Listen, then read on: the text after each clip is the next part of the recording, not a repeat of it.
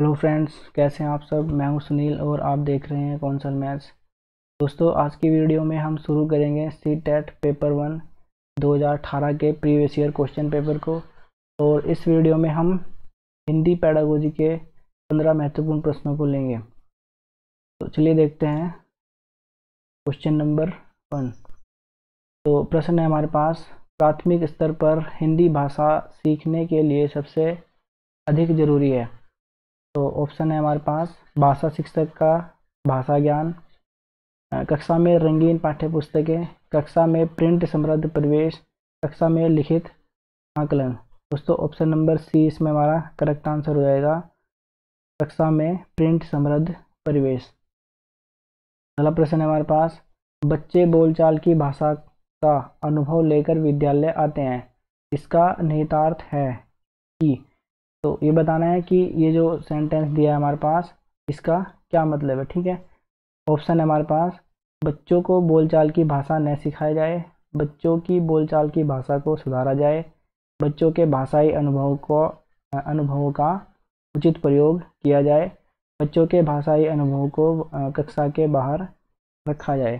तो दोस्तों, option number C इसमें हमारा करेक्ट आंसर हो जाएगा, बच्चों के भाषाई अनुभवों का उचित प्रयोग किया जाए। जो बच्चे के अनुभव हैं क्या, उनको ना उनका उचित प्रयोग किया जाए। तो ऑप्शन नंबर सी इसमें हमारा करेक्ट आंसर हो जाएगा। अगला प्रश्न है हमारे पास, भाषा सीखने सिखाने में आप किसे सबसे अधिक महत्वपूर्ण मानते हैं। तो ऑप्शन है हमारे पास संज्ञानात्मक विकास, सामाजिक अंतःक्रिया, दृश्य श्रव्य सामग्री या बाल साहित्य। दोस्तों, ऑप्शन नंबर बी इसमें हमारा करेक्ट आंसर हो जाएगा, सामाजिक अंतःक्रिया। भाषा सीखने सिखाने में सबसे अधिक महत्वपूर्ण क्या होगा हमारा, सामाजिक अंतःक्रिया। जब तक बच्चा समाज के साथ अंतःक्रिया नहीं करेगा तो तब तक उसका क्या है, भाषा विकास नहीं होगा। तो सबसे अधिक महत्वपूर्ण होगा इसमें हमारा भाषा अंतःक्रिया। अगला प्रश्न है हमारे पास, हिंदी भाषा शिक्षक का यह प्रयास होना चाहिए कि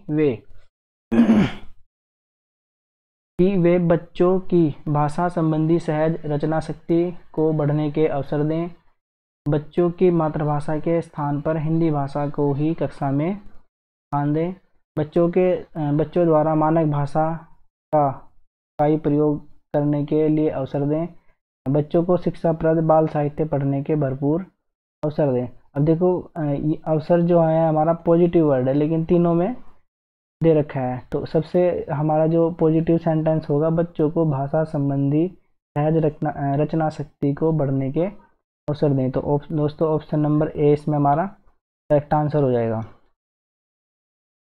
अगला प्रश्न है हमारे पास, कक्षा 5 के बच्चों के भाषा आकलन के संदर्भ में आप किस सवाल को सबसे कमजोर मानते हैं। तो इनमें से सबसे कमजोर कौन सा होगा, ये बताना है। ऑप्शन है हमारे पास, केशव सबसे क्या कहता होगा, कल्पना करके केशव के शब्दों में लिखो। यदि इला तुम्हारे स्कूल में आए तो उसे किन किन कामों में परेशानी होगी, अपने दोस्तों से पूछकर पता करो कि कौन किस बात से घबराता है। या ईदगाह कहानी से हामिद ने मेले से क्या खरीदा। ईदगाह कहानी में हामिद ने मेले से क्या खरीदा। तो सबसे कमजोर ऑप्शन दोस्तों हमारा क्या होगा, ये वाला सबसे कमजोर, ईदगाह कहानी में हामिद ने मेले से क्या खरीदा। ठीक है, तो सबसे जो सवाल होगा हमारा, ये क्वेश्चन क्या होगा हमारा, सबसे ज़्यादा कमजोर होगा। तो ऑप्शन नंबर डी इसमें हमारा करेक्ट आंसर हो जाएगा। अगला प्रश्न है हमारे पास, भाषा का डैश, यहाँ पे बताना है कि क्या आएगा इनमें से, ऑप्शंस में से डैश भाषा का अति महत्वपूर्ण प्रकार है। तो इसमें से बताना है सुनना, अक्षर ज्ञान, संप्रेषण या फिर लेखन। तो दोस्तों, ऑप्शन नंबर सी हमारा करेक्ट आंसर हो जाएगा, संप्रेषण। इंग्लिश में बोलते हैं कम्युनिकेशन। ठीक है, कम्युनिकेशन है वो भाषा का क्या है, अति महत्वपूर्ण प्रकार है। तो ऑप्शन नंबर सी इसमें हमारा करेक्ट आंसर है। अगला प्रश्न है हमारे पास, सुनने और लिखने की कुशलता आकलन करने का सबसे अच्छा तरीका है। तो ऑप्शन है हमारे पास, कविता सुनना और शब्द से लिखना, कविता सुनकर प्रश्नों के उत्तर लिखना, सुनी गई कहानी को अपने शब्दों में लिखना। सुनी गई कहानी का शब्द से लिखना। दोस्तों ऑप्शन नंबर सी इसमें हमारा करेक्ट आंसर हो जाएगा।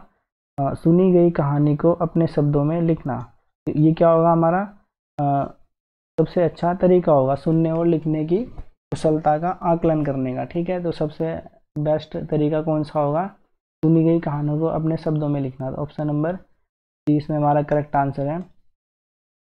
अगला प्रश्न है हमारे पास, सार्थक पढ़ते समय कभी कभी वाक्यों शब्दों की पुनरावृत्ति करता है, यह भाषाई व्यवहार दर्शाता है कि। तो बताना है ऑप्शन है हमारे पास कि वह पढ़ने में अधिक समय लेता है, वह पढ़ने में अटक अटक कर ही पढ़ पाता है, वह समझ के साथ पढ़ने की कोशिश करता है, उसे लंबे शब्दों को पढ़ने में कठिनाई होती है। दोस्तों ऑप्शन नंबर सी इसमें हमारा करेक्ट आंसर हो जाएगा। सार्थक क्या करता है? कभी कभी वाक्यों और शब्दों की पुनरावृत्ति, ठीक है, बार बार दोहराता है। तो इसका क्या मतलब है कि वह समझ के साथ पढ़ने की कोशिश करता है। ऑप्शन नंबर सी इसमें हमारा करेक्ट आंसर हो जाएगा। अगला प्रश्न है हमारे पास, हिंदी भाषा में आकलन का उद्देश्य नहीं है। तो ये नेगेटिव वाला बताना है, इनमें से कौन सा आकलन का उद्देश्य नहीं होगा हिंदी भाषा में। ऑप्शन है हमारे पास, बच्चों की भाषा प्रगति को अभिभावकों और अन्य शिक्षकों को बताना, या भाषा सीखने के संदर्भ में प्रत्येक बच्चे की विशेष आवश्यकता की पहचान करना, भाषा सीखने सिखाने की प्रक्रिया को उन्नत बनाना, या भाषा की भाषागत त्रुटियों की ही पहचान करना। दोस्तों ऑप्शन नंबर 4 इसमें हमारा करेक्ट आंसर हो जाएगा। बच्चों की भाषागत त्रुटियों की ही पहचान करना, ठीक है, क्योंकि वो नेगेटिव वाले पूछ रहे हैं कि हिंदी भाषा में आकलन का उद्देश्य इनमें से कौन सा नहीं है। तो हमें क्या नहीं करना है? भाषागत त्रुटियों की पहचान नहीं करनी है। तो यही हमारा करेक्ट आंसर हो जाएगा।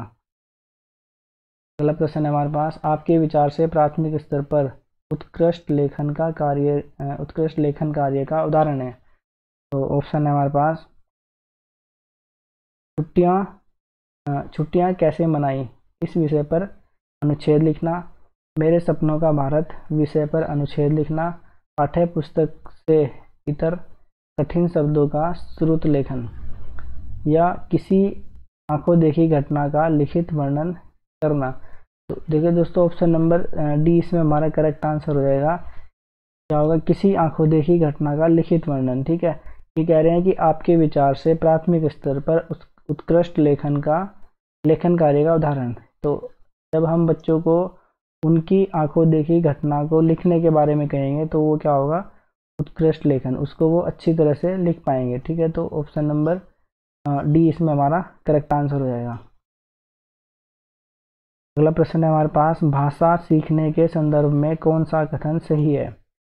तो ये बताना है। ऑप्शन है हमारे पास, बच्चों में भाषा अर्जित करने की जन्मजात क्षमता होती है।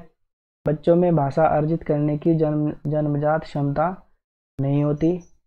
बच्चे विद्यालय आकर ही भाषा सीखते हैं। बच्चे विभिन्न संचार माध्यमों से भाषा सीखते हैं। तो पॉजिटिव सेंटेंस हमारा पहला ही है इसमें, बच्चों में भाषा अर्जित करने की जन्मजात क्षमता होती है। तो ऑप्शन नंबर ए इसमें हमारा करेक्ट आंसर है। अगला प्रश्न है हमारे पास, डिस्ग्राफिया से प्रभावित बच्चे को मुख्य रूप से डैश में कठिनाई होती है। तो बताना है इनमें से इसमें कठिनाई होती है सुनने में, बोलने में, पढ़ने में या फिर लिखने में। तो दोस्तों ऑप्शन नंबर डी, डिस्ग्राफिया क्या होता है हमारा? लिखने संबंधी, ठीक है, तो लिखने संबंधी विकार होता है। तो ऑप्शन नंबर डी इसमें हमारा करेक्ट आंसर हो जाएगा। डिस्ग्राफिया से प्रभावित बच्चों को मुख्य रूप से लिखने में कठिनाई होती है। अगर वो कहते हैं कि यहाँ पे होता है डिसलेक्सिया से प्रभावित बच्चे, तो फिर होता आपका बोलने में, पढ़ने में, ठीक है। तो ऑप्शन नंबर डिस्ग्राफिया पूछा है इसलिए लिखने से संबंधित है। ऑप्शन नंबर डी इसमें हमारा करेक्ट आंसर है। अगला प्रश्न है, प्राथमिक स्तर की हिंदी भाषा की पाठ्य पुस्तक में आप किसे सर्वाधिक महत्वपूर्ण मानते हैं? ऑप्शन है हमारे पास, बहुत प्रसिद्ध लेखकों की प्रसिद्ध रचनाएं, नैतिक मूल्यों वाली कहानी कविताएं, बहुतायत में दिए गए अभ्यास कार्य, हिंदी भाषा को विविध रूप देने वाली रचनाएं। तो दोस्तों ऑप्शन नंबर डी इसमें हमारा करेक्ट आंसर हो जाएगा। हिंदी भाषा को विविध रूप देने वाली रचनाएं। अगला प्रश्न है हमारे पास, बहुभाषिक कक्षा में बच्चों की भाषाएं क्या कर सकती हैं, ये बताना है। ठीक है, तो बहुभाषिक कक्षा में बच्चों की भाषाएं संसाधन के रूप में कार्य कर सकती हैं, या शिक्षक के लिए बेहद जटिल चुनौती हैं, या आकलन की प्रक्रिया को बाधित करती हैं, या फिर भाषा सीखने की प्रक्रिया को बाधित करती हैं। दोस्तों ऑप्शन नंबर ए इसमें हमारा करेक्ट आंसर हो जाएगा, पहले वाला ही। ठीक है, संसाधन के रूप में कार्य कर सकती हैं। जो बहुभाषी कक्षा होती है वो क्या होगी, संसाधन के रूप में कार्य कर सकते हैं। तो ऑप्शन नंबर ए इसमें हमारा करेक्ट आंसर है। अगला प्रश्न है हमारे पास, भाषा सीखने और भाषा अर्जित करने में अंतर का मुख्य आधार है। तो ऑप्शन है हमारे पास, भाषा की पाठ्य पुस्तकें, भाषा का लिखित आकलन, भाषा का उपलब्ध परिवेश, भाषा की जटिल संरचनाएं। तो दोस्तों ऑप्शन नंबर सी इसमें हमारा करेक्ट आंसर हो जाएगा, भाषा का उपलब्ध परिवेश। तो दोस्तों इस वीडियो में हमने हिंदी पेडागोजी के 15 महत्वपूर्ण प्रश्नों को हल किया है। अगर आपको यह वीडियो अच्छी लगी है तो शेयर कीजिए अपने दोस्तों के साथ और सब्सक्राइब कीजिए हमारे चैनल को।